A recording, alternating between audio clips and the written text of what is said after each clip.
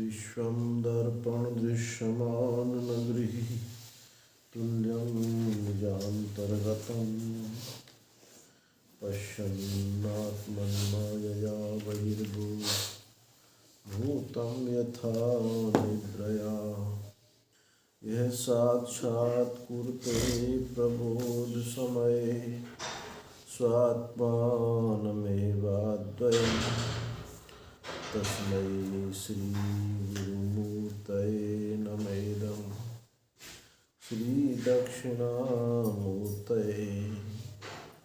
श्रीकृष्णार्जुनसंकथा मृतनिधे धीरं गभीरं तनं तत्त्वान्वेषं तत्परैरधिगतं कैकेय्येन सधीवरहि किन्तु प्रत्नविचार रत्ननिकरान् आनीय दाने प्रभो श्रीपूर्णानन्दमृतेन कश्चिदिति तं सर्वात्मना संश्रये अखण्डानन्दसम्बोध पूर्तये ब्रह्ममूर्तये सुधास्मृतसमाश्लिष्ट नेत्रान्तरस्फूर्तये नमः। कान्तिशिताम्रसति निन्दितशारदेन्दो यत्रैकतो विलसिता मसिताङ्गशोभा वृन्दावनेऽपि कृत्यामुन्गाङ्गसङ्गं राधा मुकुन्दयुगलं तदहं नमामि राधा मुकुन्दयुगलं तदहं नमामि।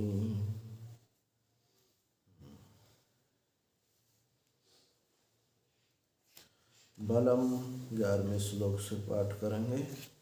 बलम बलवतां चाहं कामराग विवर्जितं धर्माविरुद्धो भूतेषु कामोऽस्मि भरतर्षभ ये चैव सात्विका भावा राजसास्तां साश्रये मत्तैवेति तान् विद्धि न त्वं तेषु ते मयि तिर्भिर्गुणमयैर्भावैरेभिः सर्वमिदं जगत् मोहितं नाभिजानाति मामेभ्यः परमव्ययम् देवी हैषा गुणमयी मम माया दुरत्यया मामेवे प्रपद्यन्ते मायामेतां तरन्ति ते न मां दुष्कृतनो मूढाः प्रपद्यन्ते नराधमाः माया प्रत्यज्ञानाम् आसुरं भावमाश्रिताः।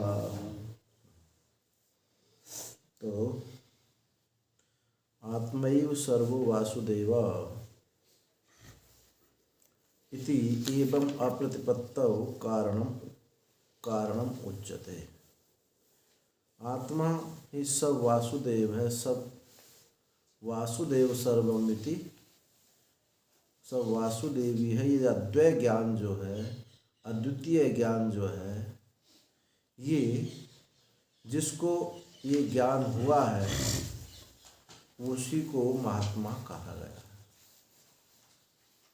और वो महात्मा दुर्लभ है, अत्यंत दुर्लभ है। दुर्लभ ही नहीं, सुदुर्लभ कहा। दुर्लभ हमें भी बहुत ज़्यादा दुर्लभ, जिसको कि मैं वासुदेव ही सब कुछ, मैं ही वासुदेव ही हूँ, ये अद्वैय ज्ञान ऐसा महात्मा दुर्लभ है। राम सगुण साकार भगवान राम की लीलाओं के साथ खेलने वाले, कृष्ण की लीलाओं के साथ खेलने वाले, देवी की लीलाओं के साथ खेलने वाले, शिव के साथ खेलने वाले, शिवलोक, साकेत लोक, गोलोक, वैकुंठ लोक, ब्रह्मादि लोक की प्राप्ति ही दुर्लभ है। पर ये उससे भी दुर्लभ है जिसको ये अद्वैय ज्ञान हुआ, अति दुर्लभ। सुदुर्लभ। तो कहते हैं कि ये वासुदेव ही सब कुछ है। ये जो दुर्लभ सुदुर्लभ ज्ञान है, इसकी ये प्राप्ति क्यों नहीं होती? इसकी क्या कारण है जो ये अद्वैत ज्ञान जो नहीं होता? तो कहा कि देखो, चूहू चाम्रकृत सब नीचों की नीच, अतु तो केवल ब्रह्म तद कामना बीज। चाह कहो, कामना कहो, ये सब काम के ही अनेक रूप हैं। तो कहते हैं कामैस तैस हृतज्ञाना प्रपद्यन्ते। उन काम के द्वारा जिनकी बुद्धि का हरण हो गया, और हरण ही नहीं हुआ, बुद्धि उनकी खराब ही नहीं हुई। खराब बुद्धि का क्या लक्षण है? जब शास्त्र विरुद्ध अनाचार दुराचार करता है, शराब पीता है, जुआ खेलता है, चोरी जारी व्यभिचारी उसके जीवन में आते तो कहते हैं इसकी बुद्धि खराब हो गई। ऐसे यहाँ बुद्धि खराब हो गई है। किसके द्वारा? कामना के द्वारा। कामैस तई तई हृता ज्ञाना, उन कामनाओं के द्वारा बुद्धि उसकी खराब हो गई। तो क्या लक्षण है बुद्धि खराब होने का? तो लक्षण बताया, अन्य देवता, अन्य देवताओं के पास जा रहे हैं। जहाँ लगता है कि इससे हमारी कामना पूरी हो रही है, बस वहीं चले गए। डाकनी, सांकनी, काल भैरव, योगिनी, 3 प्रकार के देवता होते हैं, सात्विक, राजस, तामस। तो सात्विक देवताओं के पास से भी उनका काम नहीं बनता, तो राजस देवताओं के पास जाते हैं। राजस देवताओं के पास से भी काम नहीं बनता, तामस वे देवताओं के पास जाते हैं और उनसे भी काम नहीं बनता। तो फिर जो है ना, हमारे दही देवता होते हैं, एक देवता होते हैं, दही देवता होते हैं। समझ गए दही देवता कौन होते हैं? दही देवता ये होते हैं, मावस पूर्णवासी पर जल चढ़ाओ, नहीं तो हम तुमको पटक देंगे। ये जो प्रेत है, ये जो प्रेत पाल के रखते हैं ना, हर खेत पर बना बना के प्रेत रखते हैं। अरे उनको क्यों कष्ट देते हो? ये कष्ट देना है उनके लिए। शास्त्र विहित, शास्त्र के विधान के अनुसार कर्म करके उनकी मुक्ति करानी चाहिए, ना कि पीपल के नीचे थान बना करके उनको जीवन, तुम भी दुखी और वो भी दुखी। उसके लिए हमारे शास्त्र में बहुत विधान है। नारायण बलि श्राद्ध है, त्रिपिंडी श्राद्ध है, गया श्राद्ध है, बद्रीनाथ श्राद्ध है, बहुत विधि है। भागवत पारण है। धुंधुकारी जैसा प्रेत मुक्त हो गया, इतना पापिष्ट तो और नहीं हो जाएंगे। तो उनको भी कष्ट देना और स्वयं भी कष्ट रहना। तो सात्विक, राजस, तामस देवता के पास जाते हैं। तो एक तो होते हैं सात्विक, राजस, तामस देवता, और एक होते हैं मुक्तिदायक देवता। तो जो सात्विक, राजस, तामस देवता हैं और एक मुक्तिदायक देवता, मुक्तिदायक के पास जाने से तुम्हारा काम बनेगा, काम बन जाएगा, लेकिन सात्विक, राजस, तामस के पास जाने से नहीं बनेगा। एक होते हैं मुक्तिदायक देवता, एक होते हैं यक्ष देवता। तो मुक्ति देवता में तो जो पंचदेव उपासना है, मुक्ति देवता है, इनको भी राजस बना लेते हैं। कैसे बना लेते हैं? अपनी कामना से। और कुछ होते हैं यक्ष देवता। यक्ष देवता जैसे आजकल टॉप में चल रहे हैं खाटू श्याम। खाटू श्याम ये कौन है? ये यक्ष देवता। ये आपकी कामना तो पूरी कर सकते हैं, परंतु मुक्ति का यहाँ प्रकरण ही इनके पास नहीं है। तो यहाँ भगवान कह रहे हैं कि उन काम अनेक रूप लेकर के आ जाता है, अनेक रूप लेकर के आता है। किस किस के रूपों में? अनेक देवताओं के रूप में ये काम आ जाता है। इस देवता से हमारा काम बनेगा, इस देवता से हमारा काम बनेगा। तो उन कामनाओं से जिस कामना वाले हैं हमको सिद्धि मिल जाए कि दूर तक की बात, हम किसी ने कोई बात कही तो हम सुन ले करें। तो कहा उसके लिए जो है क्या है, कर्ण पिशाचिनी देवी की उपासना करो। जो किसी ने कुछ भी बात की हम सुन लें, किसी ने चोरी की हमको पता चल जाए। इन यामिमाम पुष्पताम वाचम प्रबदंती विपश्यता, पीछे तीसरे अध्याय में कहा है, ऐसी ऐसी वाणी बोलेंगे वेद कि इस अनुष्ठान को करोगे तो ये तुमको सिद्धि प्राप्त हो जाए, ये अनुष्ठान करो तो ये कामना प्राप्त हो जाए। भले ही बाहर से आप सन्यासी का बाना पहने हो, कितने ही भी दिखाई दो, यदि चित्त में कामना भरी है तो उस कामना की पूर्ति के लिए हम सब प्रयास करें। एक आर्य समाजी थे, लड़का बीमार रहता था तो किसी ने कहा कि तेरी माँ ने कामर बोल रखी है शंकर जी की, अब कामर चढ़ाई नहीं है तो बीमार तो होएगा ही होएगा। अब भैया आर्य समाजी कामर कैसे चढ़ाऊं, बड़ी समस्या आ गई। तो बोले कौन देख रहा है, जाकर हरिद्वार से लेकर वहाँ चढ़ा देना पूरा में जा करके, इधर मत आना। तो कामर चढ़ गई, कामर चढ़ा दो जा करके। अब भले बाहर से आर्य समाजी बने रहो, बाहर से वेदांती बने रहो, बेटा बीमार है तो भाई चुप कर लेते हैं। ये क्या है? कामना सब करा लेती है। हमारे वहाँ रामघाट में, हम जंगल में कुटिया में रहते, बाग में कुटिया में, वहाँ जंगल में एक जंगली बाबा रहता और वो कुत्ताओं में खाता कुत्ताओं में सोता, ऐसे ही था वो जंगली। अब एक दिन वो भूत प्रेतों का इलाज करता था। एक दिन एक IAS ऑफिसर, उसकी पत्नी हमारे कुटिया के पास वहाँ बैठे और बात कर रहे कि वो कह रही पत्नी, मैं तो इस बाबा के पास रात को नहीं रहूँगी। वो कहता है अरे कोई बात नहीं, मैं तो तेरे साथ हूँ ही, रात काट लेंगे हैं, यही ऐसे ठंड मंड में काट लेंगे, पर अपना काम तो बन जाए। अब सुबह हम जब भिक्षा करने जा रहे तो उन्होंने एक डंडा में मोर के पंख बांध करके और एक त्रिशूल गाड़ रखा, आगे आगे आगे गोहा, पीछे धूल लट्टे बजा रहा हूँ। और वो जो पति IAS था वो खड़ा हुआ देख रहा था। तो ये कामना के कारण तो सब हो रहा था। तो जब कामना ये पिशाचिनी जब घुस जाती है तो ये कैसे भी पूरी हो।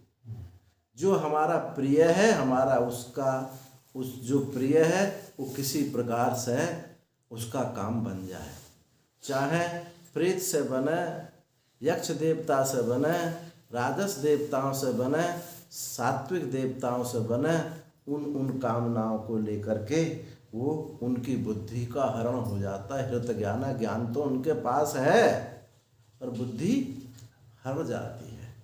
और यही लक्षण है बुद्धि खराब होने का कि जगह जगह जा कर के वहाँ सिर झुकाते। हिंदुओं देवताओं से काम नहीं बनता तो मुसलमान सैयद मज़ारों पर भी जाते हैं।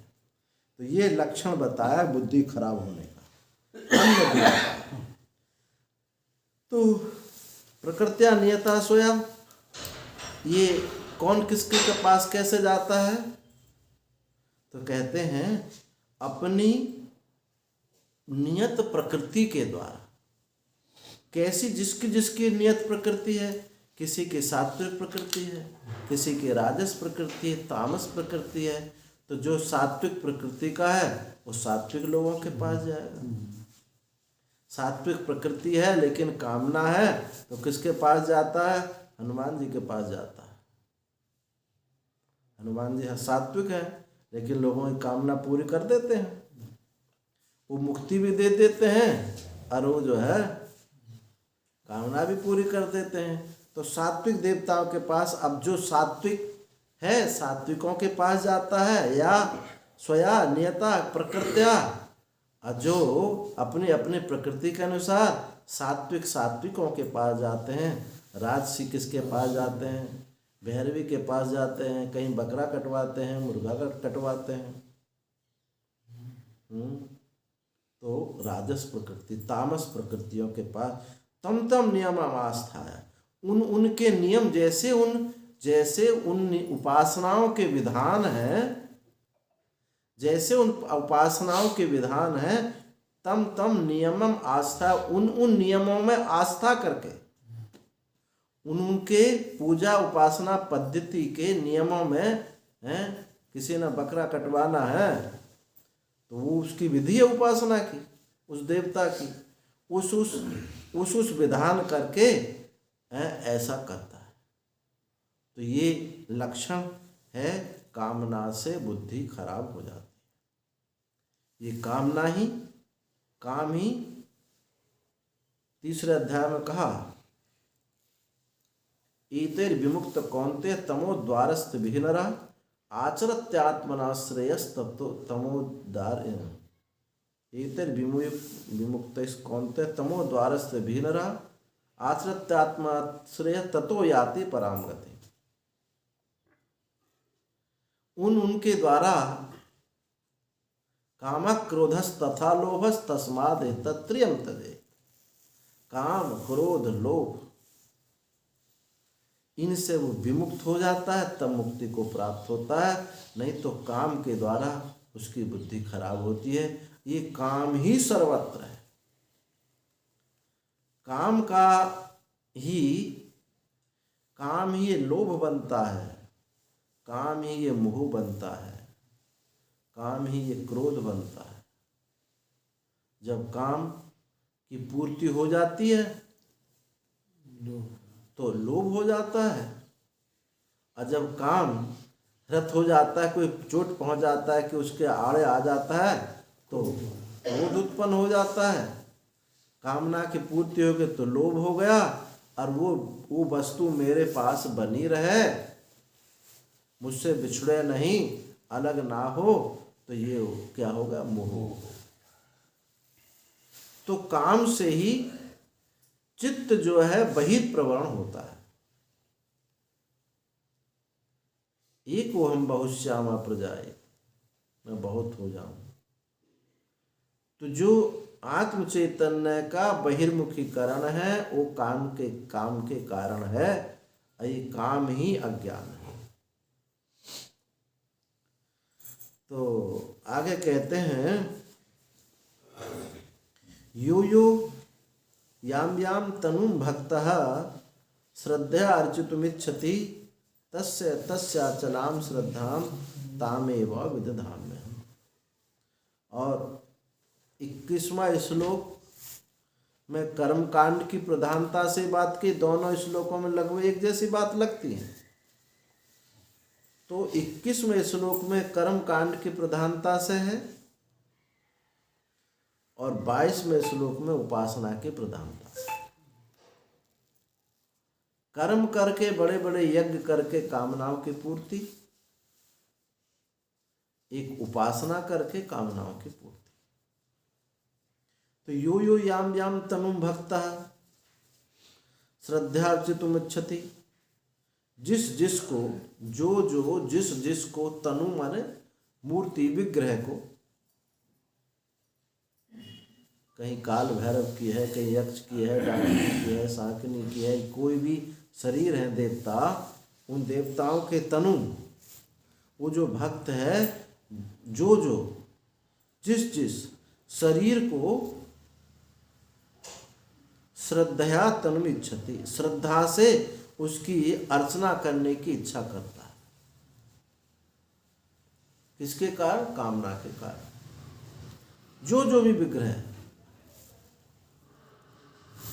किसी के साथ उस शरीर को वो अपना इष्ट बना लेता है, साध्य बना लेता है और उस विग्रह को वो भक्त श्रद्धा के द्वारा अर्चना करता है।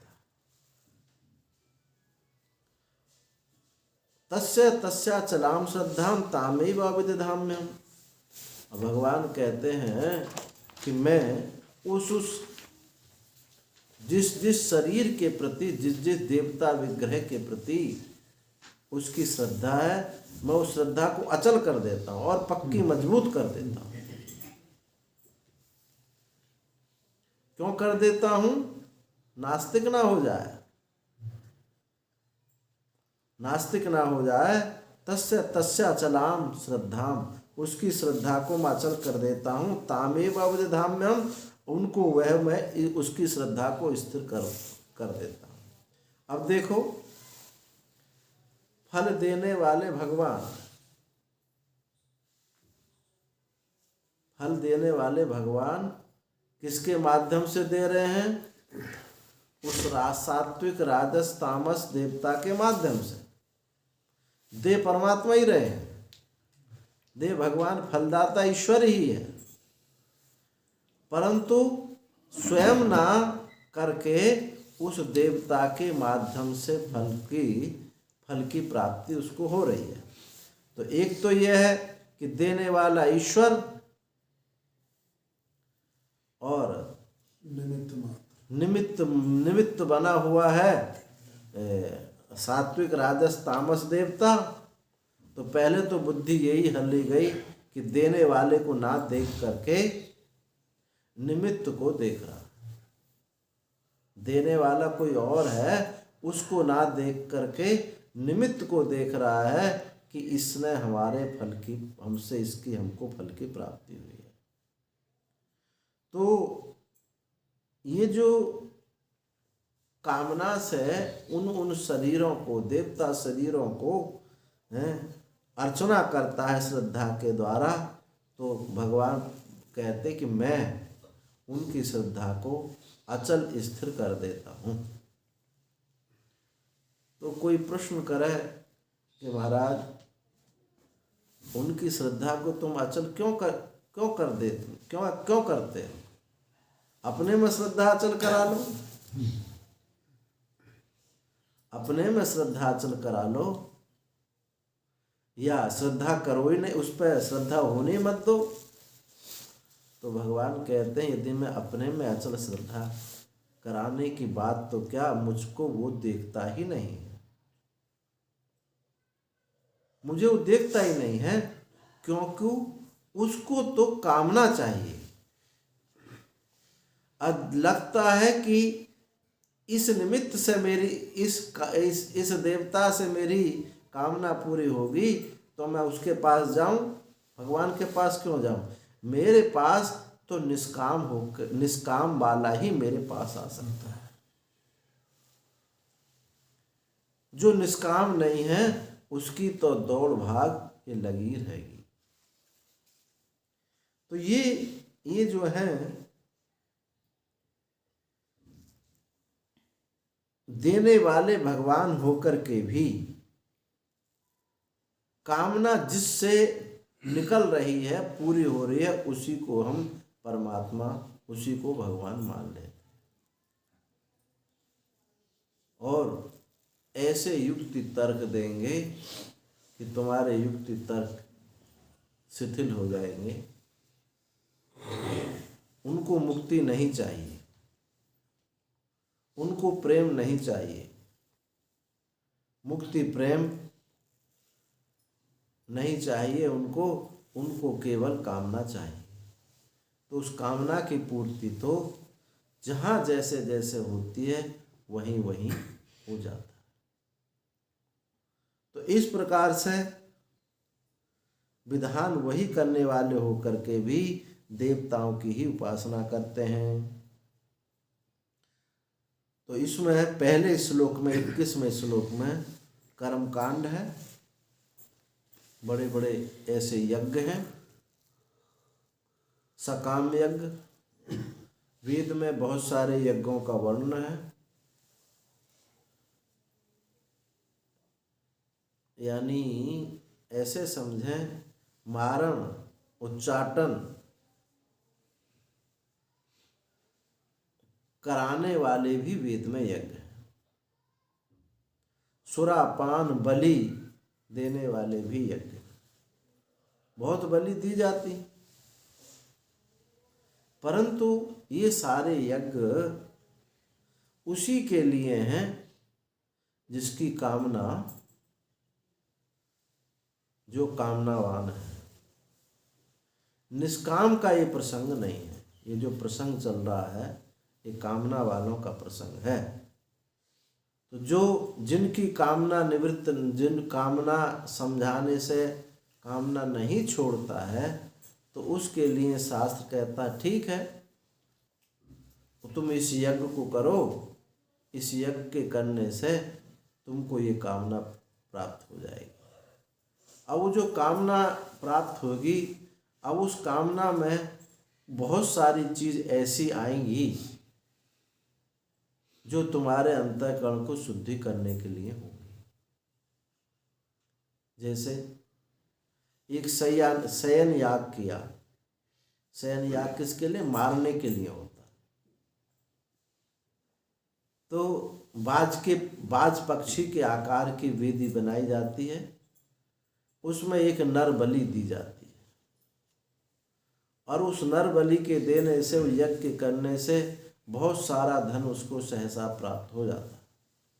तो जिनकी कामना प्रबल है उनके लिए यज्ञ बताया गया, और उनके यज्ञ करने से एक तो वेद पर श्रद्धा होगी, आचार्य पर ब्राह्मण पर श्रद्धा होगी, और ब्रह्मचर्य का पालन करेगा, सात्विक वृत्ति से रहेगा, और बीच में मध्य रात्रि में उन यजमान की पत्नी को ऋत्विक लोग कुछ पुराणों की ज्ञान परक कथा सुनाएंगे, और फिर विसर्जन कराने के बाद उस अवशिष्ट पशु का विसर्जन कराने के बाद फिर उनको एक प्रायश्चित कराया जाएगा। जब प्रायश्चित बहुत कठिन होगा तो कालांतर में उनकी बुद्धि पलट जाती है। उस समय तो कामना से करते हैं, फिर कालांतर में उनको ये समझ आ जाती है कि वही एक सकाम यज्ञ करने उचित नहीं है। तो इस दृष्टि से सकाम कर्म वेद में है, ना कि निष्कामियों को सकाम कर्म करने की आज्ञा नहीं दी गई। वो इसको परिसंख्या विधि कहते हैं। पंच पंच नखा भक्षा, यदि कोई मांस खाने वाला है, उसको मांस खाना छोड़ता नहीं है, तो उसके लिए शास्त्र ने विधान किया कि 5 नख वाले तुम 5 प्राणी ही खाओ, नहीं मिले तो मत खाओ। जरूरी नहीं है कि 5 मिल ही जाए, लेकिन बकरा मुर्गा तो सर्वत्र है, उनके तो है नहीं, उनको जब चाहो तब काट लो। तो अरु भी इस प्रकार से जब होगा तो उसकी सकामता निवृत्त हो जाएगी और वो नास्तिक होने से बच जाएगा। इसलिए इन सकाम यज्ञों को भी शास्त्र आज्ञा दे देता है, पर ये बात बहुत अच्छी नहीं है। ये निकृष्ट लोगों के लिए ये शास्त्र का, उनको भी भगवत तत्व की प्राप्ति हो, उनके लिए ये विधान किया है, ना कि जिज्ञासुओं के लिए। जिज्ञासुओं को ये सकाम यज्ञों का तो इनको निषेध किया गया है। सतया श्रद्धया युक्तस् तस्य आराधन मीयते लभते च तथा कामान मय्ये विहितान ही तान। सतया, और वह वो श्रद्धा से युक्त हुआ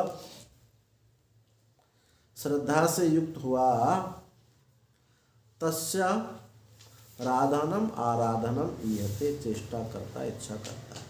वो श्रद्धा से युक्त होकर के वो उसकी आराधना करता है, चेष्टा करता है कि मैं मैं इस अनुष्ठान को करूँगा, इस उपासना को करूँगा, जिससे मुझको उस फल की प्राप्ति हो जाएगी।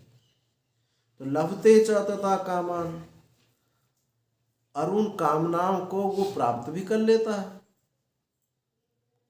मय्ये विहितान, मेरे द्वारा विहित की हुई, उन मेरे द्वारा उन विहित कामनाओं को, शास्त्र के द्वारा जो विहित हैं उनको वो प्राप्त कर लेता है। कहीं किसी किसी पुस्तक में विहितान हितान ऐसा भी पाठ मिलता है। विहितान हितान और विहितान हितान ऐसा भी पाठ है। दोनों तरफ से समझ लीजिए कि जो शास्त्र के द्वारा विहित है, उन मेरे द्वारा उन विहित हित कामनाओं को, विहित हित कामनाओं को वो प्राप्त कर लेता है। तो प्रश्न उठता है कि कामना हितकारी होती हैं? कामनाएं क्या हितकारी होती हैं? हितान हितान कामान विहितान लभते च सा, वो उनको प्राप्त कर लेता है। तो ऐसा नहीं, कामना कभी हित कर नहीं, कामना कभी हित कर नहीं, भूल कामना तो हमेशा अहित कर ही होती है। तो यहाँ हितान हितान ना हो, हितान की जगह ही तान ज़्यादा उत्तम दिखाई देता है। तो देखो, भगवान कहते हैं कि मैं ये मेरे द्वारा ही विहित की हुई है। इस बात पर ध्यान दें कि कामना उसको चाहिए और उन देवताओं के माध्यम से वो पूरी भी हो रही है, पर मेरे द्वारा ही उनका फल दिया जा रहा है। फलदाता कोई देवता नहीं हो सकता, फलदाता ईश्वर ही होता है। और ईश्वर कैसे फलदाता होता है? ईश्वर को प्राज्ञ भी कहते हैं। उपनिषद, मांडुक्य उपनिषद में प्राज्ञ एक शांत निर्विकल्प होकर के अपनी उस कामना को बार बार उस ईश्वर के सम्मुख करो। जैसे ऐसे शांत बैठ गए, ईश्वर से प्रार्थना की, ईश्वर का प्रार्थना की, शांत होकर के निर्विकल्प चित्त हुआ और अपनी कामना को उस ईश्वर के सामने, प्राज्ञ के सामने, निर्विकल्प चैतन्य के सामने प्रकट कर दो। तो उस चैतन्य के प्रकाशन से वो जो कामना है वो फलीभूत हो जाती है। ये विज्ञान है फल देने का। हम इसको करने के लिए नहीं कह रहे हैं, ऐसा मत सोचो कि हम एक विधान बता रहे हैं कि बैठ गए शांत, जैसे मुझे पुत्र चाहिए, मुझे पुत्र चाहिए, ऐसे बहुत मंदम स्वर में 4-6 बार उस शांत चित्त में ऐसे किया जाए, ये प्रार्थना बन जाती है। ये करने को नहीं कह रहे, पर फल देने की युक्ति है, यही विधान है, यही प्रक्रिया है फल की प्राप्ति की। जब जो कामना उस चैतन्य के सामने प्रकाशित हो जाती है, ईश्वर सत्य संकल्प है, वो प्रकट हो जाती है। तो बिखरे हुए चित्त से प्रार्थना नहीं होती, शांत चित्त होता है तो वो कामना उस चैतन्य से प्रकट हो जाती है, उसको फल प्राप्त उसको हो जाता है। तो यहाँ मया विहितांश का मेरे द्वारा विहित अर्थात मुझ ईश्वर के द्वारा ही वो फल प्रसूता होता है, और कोई फल देने वाला नहीं है। जब कामना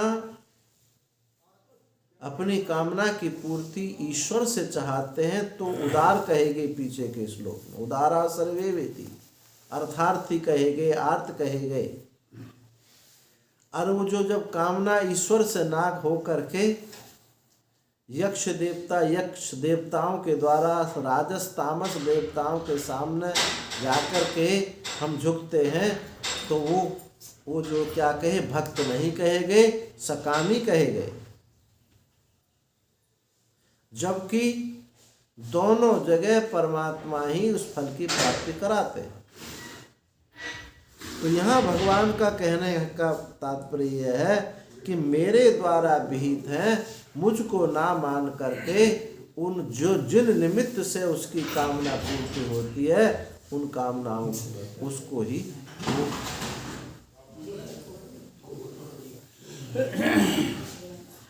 उनको ही हम पूजा करने लगते हैं।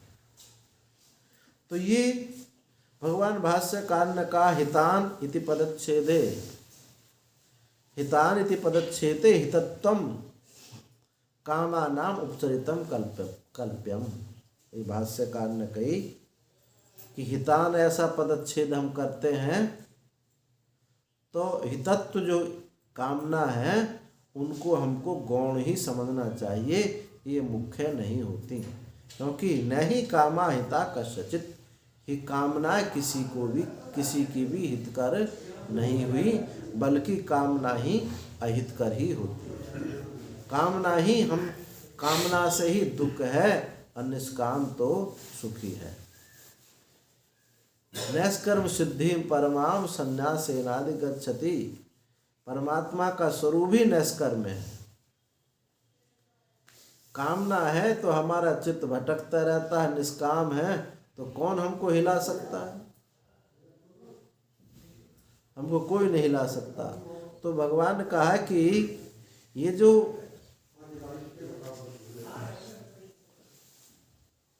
कामना की देवताओं के पास जाकर के जो प्रार्थना है, तो ये कामना, ये हमेशा इनका फल जो है शाश्वत रहता होगा। इन कामना जो फल मिल जाता है देवताओं से, तो क्या शाश्वत रहता होगा? यस्मात् अंतवत साधन व्यापाराः विवेकिनः कामिनस्ते। क्योंकि ये उन साधन व्यापार जो है उनका, विवेकियों का, कामिनों का, उससे होने वाला ये फल है, ये शाश्वत नहीं होता। एक चीज और समझें, कामना यानी इच्छा और आवश्यकता। आज बड़ी भारी भूल हो रही है। हम इच्छाओं को आवश्यकता कहने लगे हैं। आज इच्छाओं को आवश्यकता कहने लगे, भूल है। अब दोनों का पृथकीकरण कैसे किया जाए कि कौन सी इच्छा है और कौन सी का आवश्यकता है, ये भेद हमको समझना चाहिए। जिस इच्छा के बिना हम रह सकते हैं वो तो है जिस इच्छा के बिना रह सकते हैं वो तो है इच्छा, और जिस इच्छा के बिना हम नहीं रह सकते हैं वो है हमारी आवश्यकता। अब इतना दुर्बल हम बना लिए अपने को कि इसके बिना तो हम रह ही नहीं सके। हमको गद्दा ना मिला है तो हम रह ही नहीं सकते। अब वो इच्छा इतनी प्रबल होती जा रही है, अब वो हमको कामना मालूम पड़ने लगी। आवश्यकता इसको कहते हैं कि जिसके बिना हमारा काम चलता रहता है, वो आवश्यकता है। जैसे अब भोजन है, ये आवश्यकता है, इसके बिना शरीर चलेगा नहीं। लेकिन भोजन में यही चीज होनी चाहिए, ये इच्छा है। स्वादिष्ट होना चाहिए, और ऐसा ही नहीं इस तरीका से थाली में रखकर ऐसी कटोरी सजी हो, थोड़ा अच्छा ऐसा लगे है, तो वो क्या है? ये सब जो है इच्छा है, ये तुम्हारी बनाई हुई है। आवश्यकता उसी को कहते हैं जिससे जीवनचर्या चले। जो अच्छा, इसके अलावा कहो कि आपने तो पूरे सन्यास की बात बता दी। ये मन में आएगी कि आप तो हाथ पर रोटी रख के खा सकें, हम ना खा सकें ना खिला सकें, हैं? तो देखो ये बात ठीक है आपकी, कुछ वर्ण आश्रम धर्म के अनुसार आवश्यकता में कुछ ढील होती है, पर ये नहीं होती कि एक जोड़ी जूता से हमारा काम चलता है लेकिन 10 हमारे पास हैं और 11वीं लेने को फिर हम तैयार हैं। कपड़ा पूरा फटता नहीं, पुराना होता नहीं, ये और उस पर हमने ऐसी शर्ट देखी, ऐसी साड़ी देखी तो हमारे पास भी होनी चाहिए। ये क्या है? ये आवश्यकता नहीं है, ये इच्छा है। उसके पास ये है तो हमारे पास भी ये चीज होनी चाहिए, ये इच्छा है। तो देखो आवश्यकता का मुख अंतर्मुख होता है और इच्छा का मुख बाहर की तरफ होता है। बाहर की तरफ होगा तो बाहर तो भाई अनंत विषय है, आज वो दिखाई देगा, आज वो दिखाई देगा, तो कभी तो शांति मिलने वाली होगी। और आवश्यक है तो अंतर्मुख है, वो आपको भगवत साक्षात्कार में सहायक होगा। तो आवश्यकता और इच्छा हम जो भूल कर बैठते हैं कि इसके बिना तो हम नहीं रह सकते, ऐसी बात नहीं है। हमने उस सुविधा का, उस इच्छा का भोग करते करते उसके पराधीन हो गए हैं, इसलिए हमको वो इच्छा आवश्यक मालूम पड़ने लगी, आवश्यकता मालूम पड़ने लगी है। इसीलिए जीवन में तपस्या चाहिए, इसीलिए जीवन में स्वतंत्रता चाहिए। जीवन में तपस्वी जीवन होगा हमारा। ये व्रत है, उपवास है, ये कोई भगवत प्राप्ति के लिए नहीं कहे जा रहे हैं। ये हमारे जीवन में इच्छा उदित ना हो, हम स्वतंत्रता से रह सकें, हर परिस्थिति में रह सकें, हमको इच्छाओं का गुलाम ना होना पड़े। ये इसलिए जीवन में होते हैं। एक ऋषिकेश में एक संत थे, उन्होंने, उनके शिष्य लोगों ने पूछा, महाराज हमको कुछ उपदेश दीजिए, अंतिम उपदेश दीजिए। तो उन्होंने कहा कि साधन 2 प्रकार के होते हैं, एक आत्मानुसंधान है, एक बाह्य साधन है, एक अंतः साधन, एक बाह्य साधन है। जब अंतः साधन आपको नहीं हो रहा है, बुद्धि विचार में प्रवण नहीं हो रही है, तो बहिरंग साधनों का त्याग नहीं करना चाहिए। बहिरंग साधन का यदि आपने त्याग किया, बुद्धि विचार से हटी, तो आपकी गति नीचे ही दौड़ती दौड़ती चली जाएगी। संन्यास कोई अंतरंग साधन नहीं, संन्यास बहिरंग साधन है। अंतर विचार नहीं हो रहा है तो बहिरंग साधन हमको रोक देता है कि और दूसरे लोगों की तरह जीवन जीने से रोक देता है। ये ब्रेकर का काम करता है। ऐसे ही व्रत है, तपस्या है, बाह्य चीजों का जो त्याग है वो आपको नीचे गिरने से रोक देगा। यदि नीचे तक आप चलेंगे तो नीचे से उठ के जाना ऊपर तक बहुत कठिन होता है। इसलिए जीवन में ये नियम बने हुए हैं। ये नियम हमको नीचे जाने से रोक देते हैं, और जब नीचे जाने से रोकते हैं तो फिर उस विचार में, उस मुख में फिर प्रवण होता है, फिर वहीं जाता है लौट करके। अगर नीचे ये ब्रेकर नहीं होते तो कहाँ पहुंच जाता, फिर वहां से लौट करके आना बड़ा मुश्किल हो जाता। तो आवश्यकता और इच्छा की बात बता रहे थे। तो जीवन में त्याग तपस्या बहिरंग साधन का भी साधन का परित्याग नहीं करना चाहिए। कोई जीवन में अच्छा शुभ कर्म हम सीखे हुए हैं, त्याग वृत्ति से रह रहे हैं, तपस्या हमारे जीवन में है, हम कोई व्रत करते हैं, उपवास करते हैं, तो ये उसका परित्याग नहीं करना चाहिए।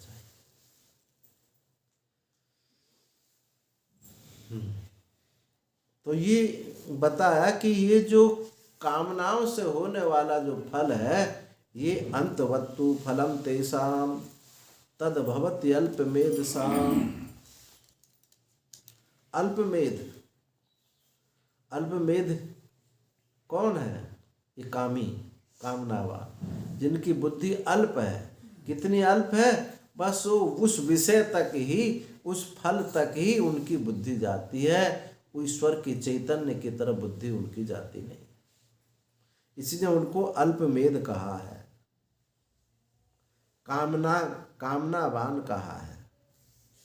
तो अल्पमेध जो है, तद भवति अल्पमेध साम, अल्पमेधों की का जो फल है, उनकी कामनाओं का जो फल है, वो कैसा है? अंतवत्त है। आज मिला कल चला जाएगा। हम समझते हैं कि हमारे पास जब चला जाता है तो उसका दुख होता है। इसलिए श्रुति कहती है प्रियत्वाम रोधस्यति, प्रियत्वाम रोधिष्यति। जो तुम्हारा अत्यंत प्रिय है वो तुमको एक दिन रुलाता है, वो तुमको रोक देता है। उस परमार्थ की यात्रा से आपको जो तुम्हारा प्रिय है वो रोक देता है। ये मत समझो उस विषय के हम दूर रह गए तो हमारी उसमें प्रियता नहीं है, ऐसा नहीं है। दूर रह कर के भी प्रियता होती है, पास रह कर के तो होती ही है, दूर रह कर के भी होती है। और वैराग्य उसी को कहते हैं, पास अथवा दूर रह कर के भी, पास दूर रह कर के भी चित्त उधर जाता नहीं है। ऋषिकेश में कैलाश पीठाधीश्वर पढ़ाते थे, तो एक सज्जन आए, बोले महाराज अब तो हम सब कुछ छोड़ आए, सब कुछ छोड़ने हम सबको व्यवस्थित कर दिए, अपने बच्चों को व्यवस्थित कर दिए, अब हमारा कोई दायित्व नहीं है, अब हम कहीं नहीं जाएंगे, हम आपकी शरण में रहेंगे, यहीं रहेंगे। तो महात्मा बोले फिर तो तुम तो जाओगे भाई। बोले नहीं महाराज हम नहीं जा सकते, बिल्कुल नहीं जाएंगे। बोले तुमको जाना पड़ेगा। बोले महाराज हम पक्का कह रहे हैं, हम सब व्यवस्थित कर दिया, अब हम नहीं जाएंगे। तो बोले हम कह रहे हैं तुम पक्का जाओगे। अब 2-4-6 महीने के बाद में पाठ चल रहा था, उस समय फोन आदि की व्यवस्था नहीं थी। तार आया, तार पता ना क्या बोलते थे उसको, टेलीग्राम आया कि बेटा का एक्सीडेंट हो गया है। पाठ से ही एकदम बिलखते हुए भागे और 4-6 महीने के बाद में फिर आए। महाराज जी आप तो त्रिकालज्ञ हैं, आप तो सिद्ध हैं, आपने कहा कि तुमको जाना पड़ेगा, हमको जाना पड़ा। बोले हम ना त्रिकालज्ञ हैं, सिद्ध हम कुछ नहीं है। हमने जो तुमने कहा था, हमने उसी बात को कहा। तुमने कहा कि मैंने बेटाओं को व्यवस्थित कर दिया है, तुमने बेटाओं को कुछ छोड़ा थोड़ी है। यदि तुम छोड़ देते तो ना जाते, तुमने तो व्यवस्थित किया है। और जो आज व्यवस्थित है वो कभी हमेशा व्यवस्थित तो रहती नहीं है, वो कभी अव्यवस्थित होएगी।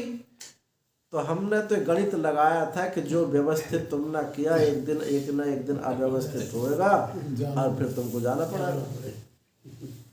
तो तुम्हारा वैराग्य व्यवस्था पर परक था, तो व्यवस्था जैसे टूटी जाना पड़ा।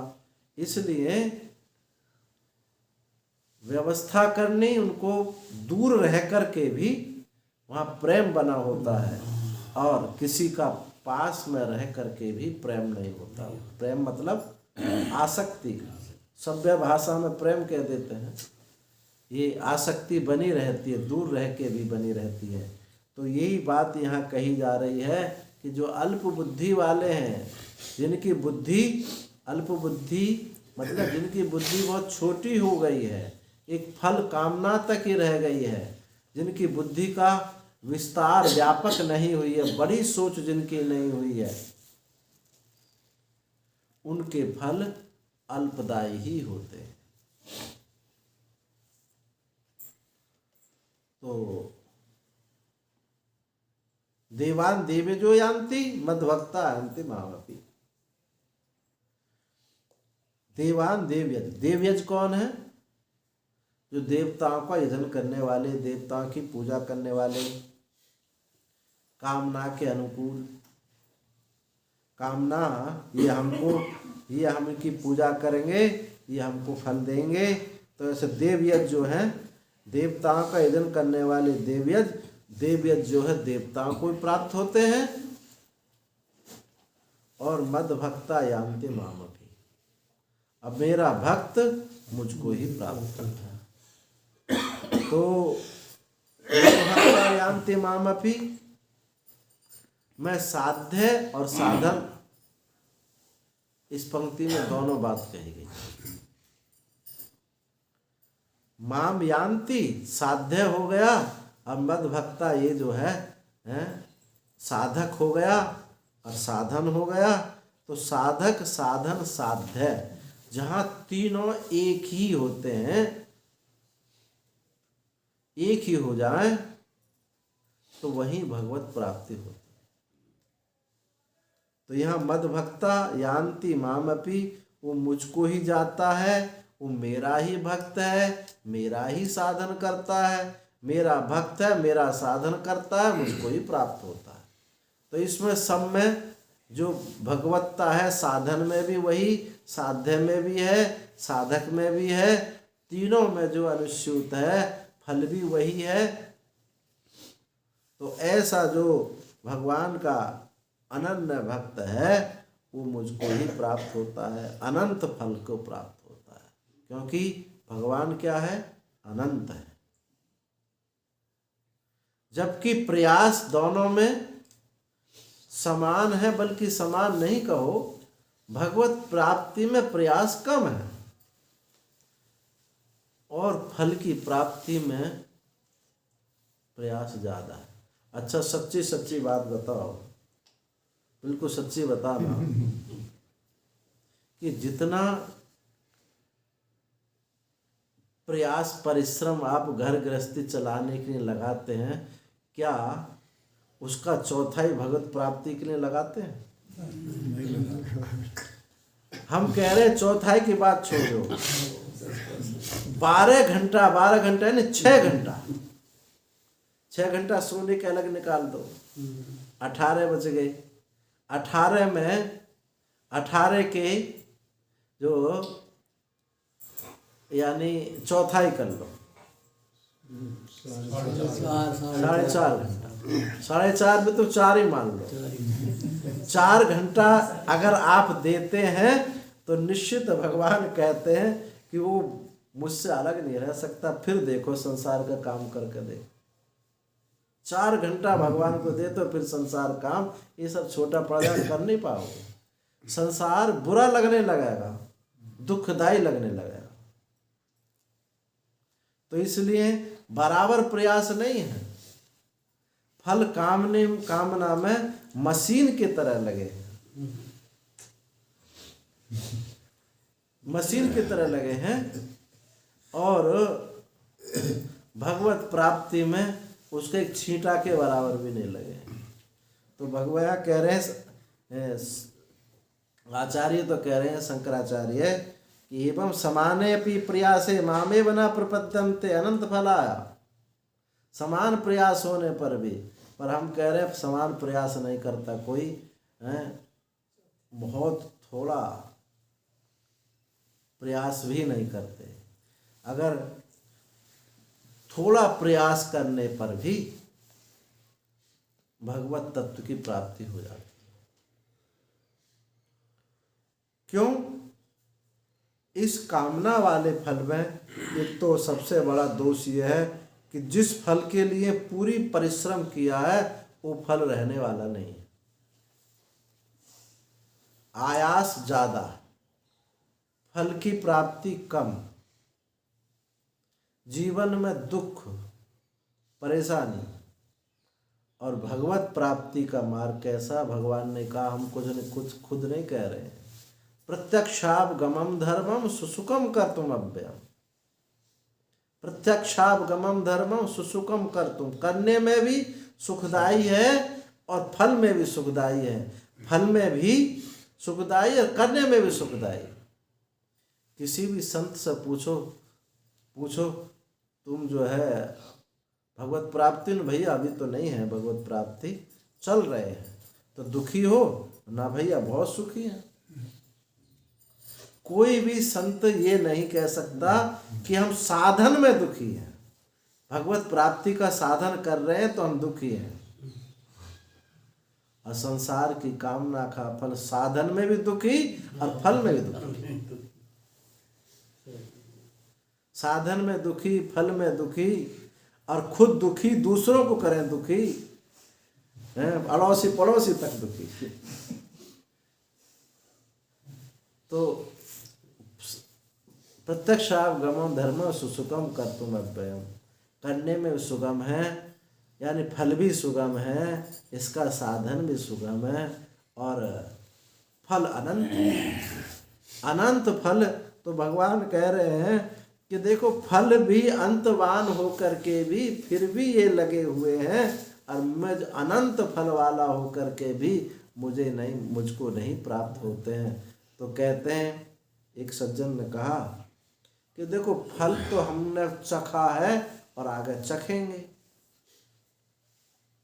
ईश्वर रूपी फल को तो ना हमने चखा है, तो हमारी प्रवृत्ति कैसे हो? प्रश्न बहुत अच्छा है कि जो वस्तु इंद्रिय गम्य होती है, इंद्रियों ने जिसका स्वाद लिया है, तो उधर तो हम प्रवृत्त होंगे।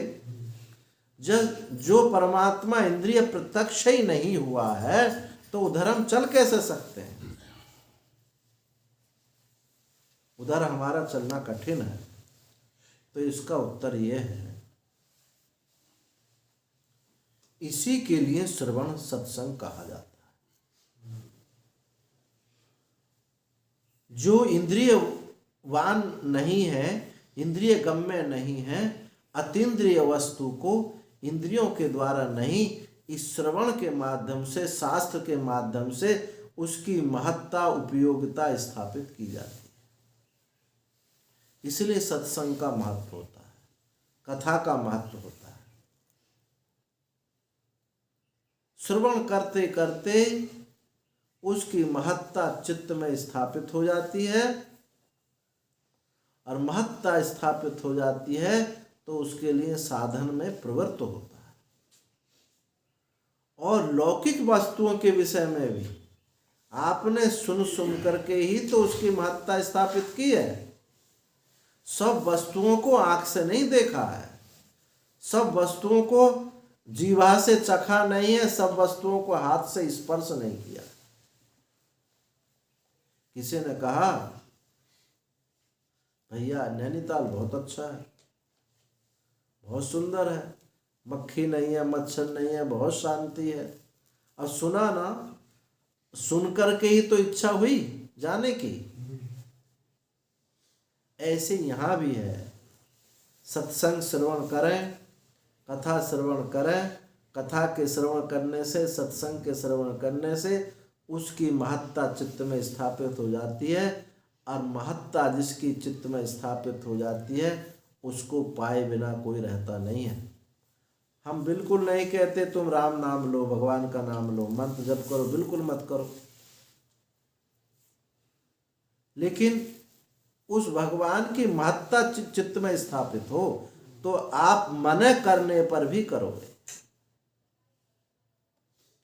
कितना ही कोई रोको, जिसके चित्त में सुनने से भगवान की महत्ता स्थापित हो जाती है, तो उसके लिए उसका नाम जपे बिना रहेगा नहीं, उसकी पूजा किए बिना रहेगा नहीं, उनका गुणानुवाद चिंतन किए बिना रहेगा नहीं।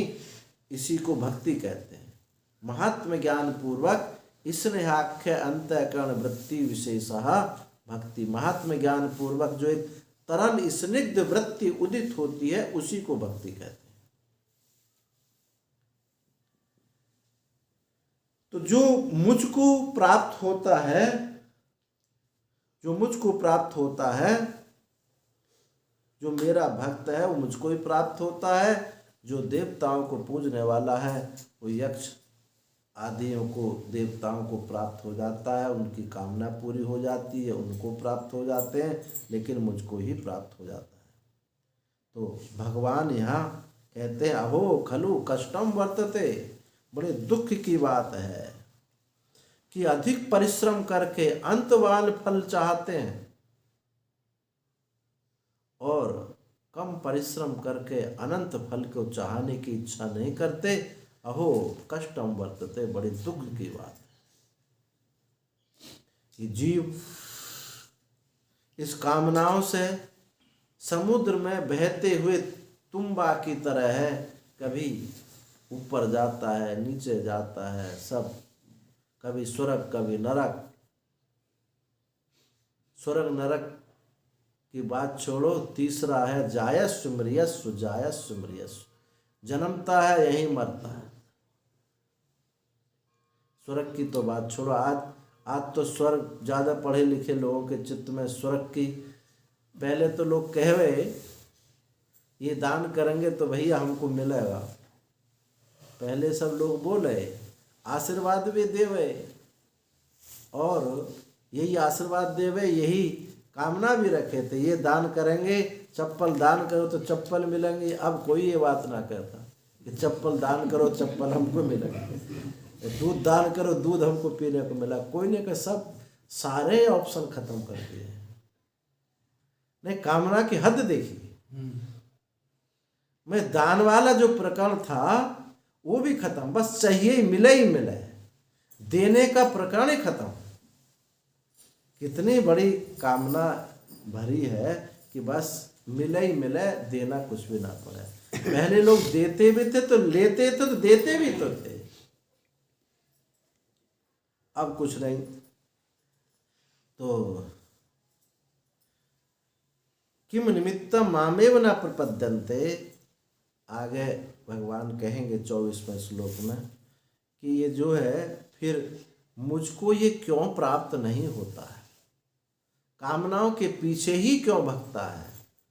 तो उसके लिए कहा अव्यक्तम व्यक्ति मापन्नम मन्नन्ते माम बुद्धया परम भाम जानन्तो ममाभ्यम अनुत्तमम। अव्यक्तम, मुझ अव्यक्त को, मुझ अव्यक्त मूर्ति को व्यक्तम आपन्नम, व्यक्ति ही मानते हैं। जब जब व्यक्ति मानेंगे, आकृति को मानेंगे, रूप को मानेंगे, हम जो है उतने ही उस चैतन्य से दूर हो जाएंगे। तो मुझको क्या मानेंगे, खाटू श्याम मानेंगे। और एक चलो एक पर तो रोक लगी है, एक चले थे सीढ़ी साईं, उस पर तो संतों ने थोड़ा रोक लगी, नहीं वो तो बहुत तेजी से बढ़े हुए कि भगवान की मूर्ति छोटी और साईं की मूर्ति बड़ी, घर घर में टंगी मिला है। कभी विचार नहीं किए भैया ये कौन सा अवतार हुआ, किस शास्त्र में आया, कोई विचार नहीं, कोई विचार नहीं है कि किस शास्त्र में इसका वर्णन है। माने खाटू श्याम का तो वर्णन है यक्ष देवता हमारे शास्त्रों में, पर साईं का कहाँ वर्णन आया है, कौन से ये यक्ष देवता में आया, मुक्ति देवता में आया, किसमें देवता में आया। बस दौड़ लग रही है, कुछ कामना कुछ दौड़। तो अव्यक्त को व्यक्त मानना और वो भी शास्त्र विहित, शास्त्र निषिद्ध मानना, ये सबसे बड़ी भूल है। अव्यक्त को व्यक्त मानो, इतनी बुराई नहीं है, लेकिन शास्त्र विहित हो। और उत्तम बात तो यह है कि अव्यक्त, जो अव्यक्त है वो किसी व्यक्त विशेषण विशेषता में बंध है ही नहीं। जो परमात्मा किसी नाम रूप में बंधा नहीं है, उसी को पीछे के श्लोक में कह के आए थे, वासुदेव सर्वमिति।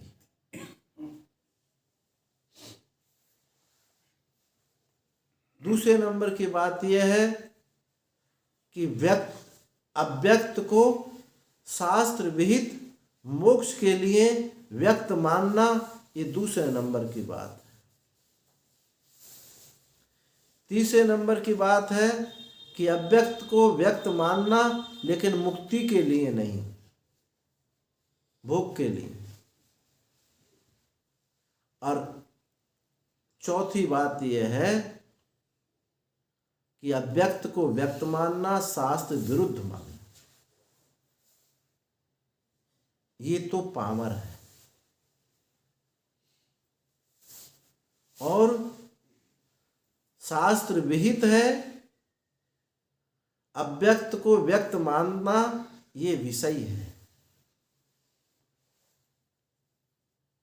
अव्यक्त को व्यक्त मानना शास्त्र विहित है, लेकिन कामनाओं की पूर्ति के लिए ये विषय है। अव्यक्त को व्यक्त मानना मोक्ष के लिए, ये जो है ये जिज्ञासु है। और अव्यक्त को अव्यक्त जानना, ये मुक्त है। तो पामरता, सीढ़ी को साई को मानना, ये पामरता है।